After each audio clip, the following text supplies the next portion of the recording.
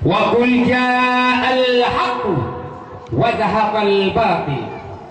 innal batil lakana zahuqa.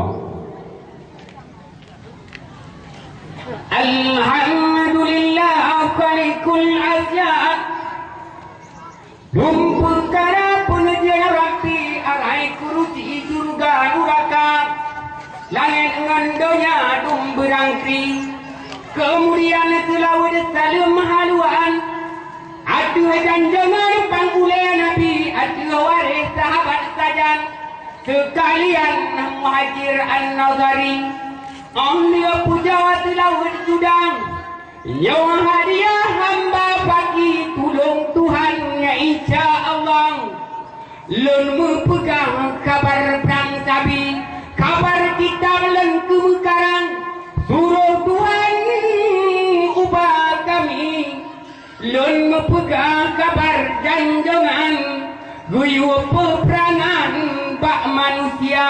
kabar kitab len mekarang suruh tun abang ubah kami lupa atengah kebajikan mudah-mudahan pahala Tuhan beri dia faidah segala taulan walaupun dum berangkri gelan tolong beri keh mudulung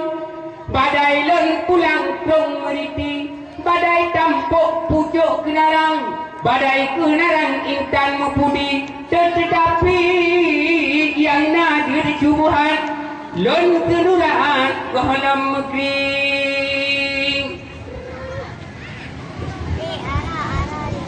pendang menanpi lon turang ke ibarat tungna aki jika lekut dengan salah ben marah ke hamba pagi lon suratnya liwat hilang karena Allah kan berangkri gelang tolong beri pulang hidang minta ijabang dalam peti wahai tengku adik abang riwang bak perang tumna aki jak perang sabi siloriang bele lintung kanan kiri baik tak ingat ule barang nyan kaji pasang lejeng pari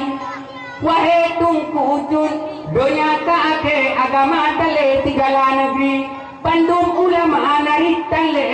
keprang kafe hana paduli gadah akai dum habeklo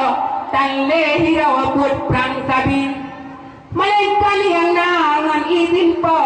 tunggu ditiro teladan nabi ulama lain jujur nang rawa pesengap rawa tanpa duli bang kira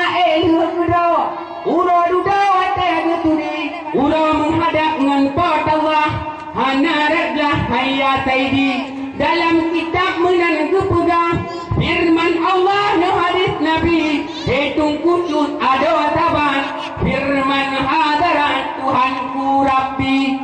segala nadum ibadat yang lebih tan saja perang sabi lapan hadis tan lon pegang makna saja yang lon boh di sini ku ingat jaga-jaga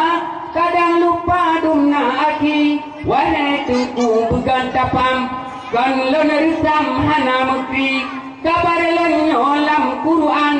kan hairakan hana munene dalam Quran nyokana ayat firman hadarat Tuhanku Rabbi serta hadis Sayyidina Umar belupatan wahai aki hadis Nabi cinta saya hana radwah mbak perang sabi